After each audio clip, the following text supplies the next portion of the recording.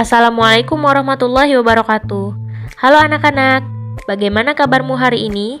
Semoga senantiasa sehat dan bahagia selalu ya. Anak-anak, sekarang kita akan belajar bagaimana cara menggunakan metafora dalam menulis puisi. Nah, metafora ini untuk memperindah atau mempercantik puisi yang kita tulis. Dalam penulisan puisi, menggambarkan atau membandingkan sesuatu seolah-olah seperti hal lain disebut metafora. Masih bingung ya? Nah, jadi metafora itu pemakaian kata sebagai lukisan atau gambaran atau persamaan atau perbandingan. Misalnya nih, angin adalah singa yang mengaum. Jadi penyair itu membayangkan angin itu sebagai singa yang mengaum.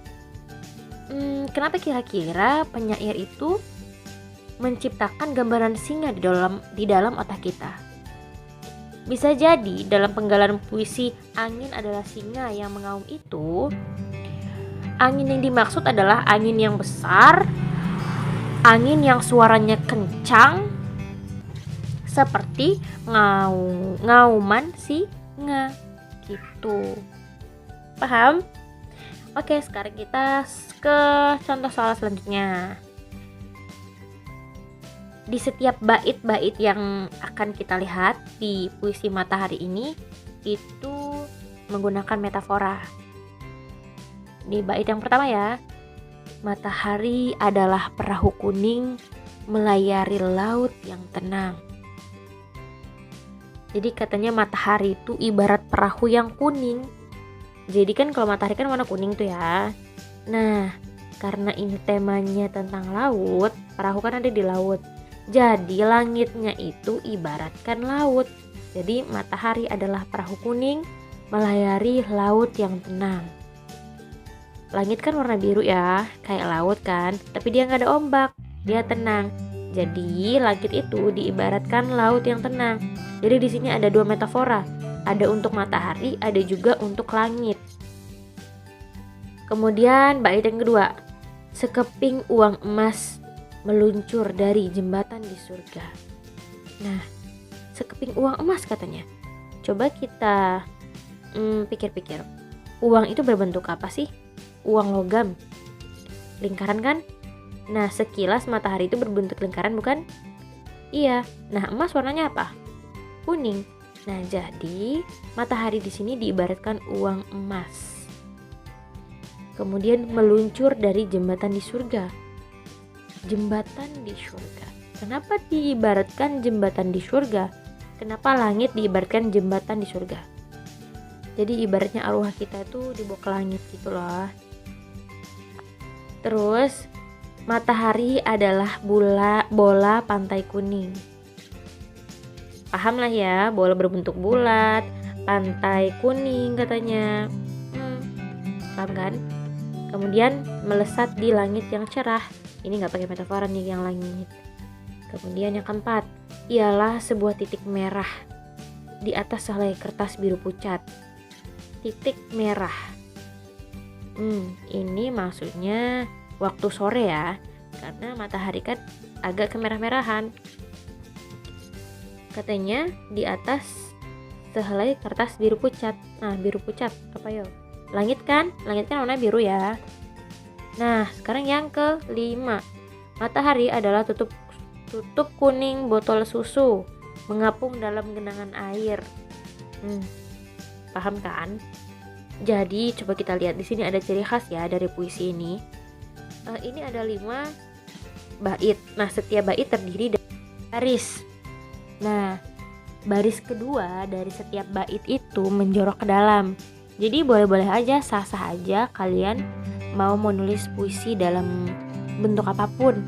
Misalnya ada yang baris pertama yang menjorok ke dalam, ada yang boleh rata kiri, boleh rata kanan, boleh rata tengah. Itu sekreativitas penyair. Jadi kalau kalian bisa menulis puisi, kalian dinamakan penyair. Coba kita lihat latihan di sini. Tapi ini nggak usah dikerjain ya. Kita lihat aja nih. contohnya lagi. Ini tentang pohon. Katanya pohon adalah tangan raksasa yang bertonjolan. Terus pohon adalah jamur yang amat besar. Itu metafora ya semuanya nih.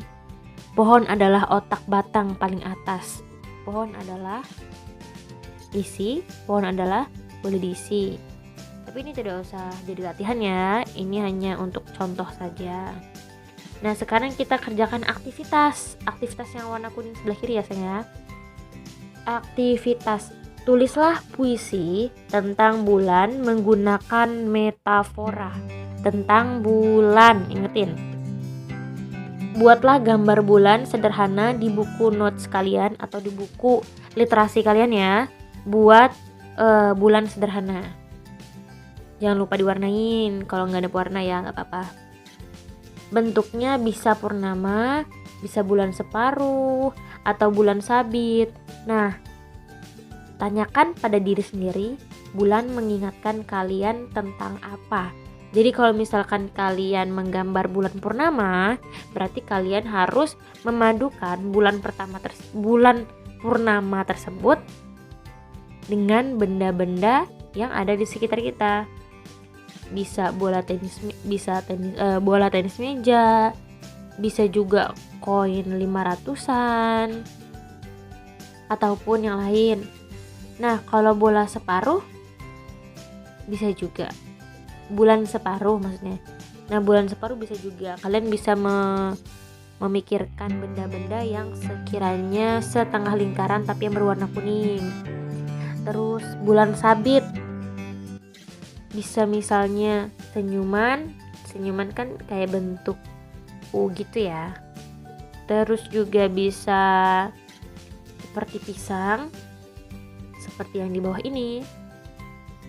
Bisa pisang, bisa bola tenis meja, bisa keju bulat, bisa bros perak, bisa wajah yang muram, bisa juga senyuman.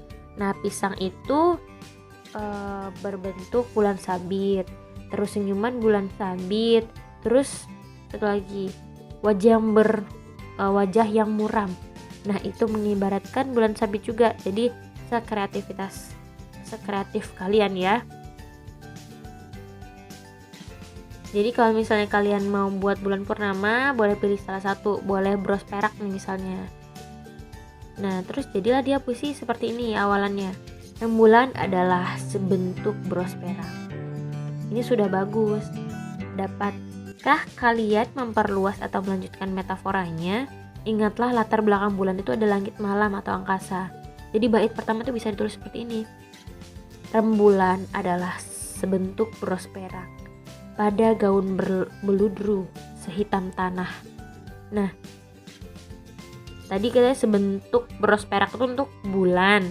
Jadi rembulan tuh sama aja dengan bulan nih nak ya. Terus pada gaun beludru sehitam tanah. Jadi yang baris keduanya itu diibaratkan langit malam. Langit malam kan gelap. Jadi diibaratkan gaun beludru sehitam tanah. Gimana, udah paham? Kalian silahkan membuat satu puisi dengan 3 bait. Dari masing-masing bait itu terdiri dari 2 baris. Baris pertama itu memetaforakan bulan atau rembulan. Nah, baris kedua mengibaratkan langit. Jadi dalam 3 paragraf itu memetaforakan bulan, langit. Terus yang kedua bulan, langit lagi. Terus yang ketiga memetaforakan bulan, langit lagi. Gitu. Nyambung? Kalau ada yang ditanyakan silahkan bertanya melalui WhatsApp. Paham? Jadi kalian membuat membuat puisi seperti ini ya. Tapi kalian hanya buat 3 saja. Oke? Terima kasih. Wassalamualaikum warahmatullahi wabarakatuh.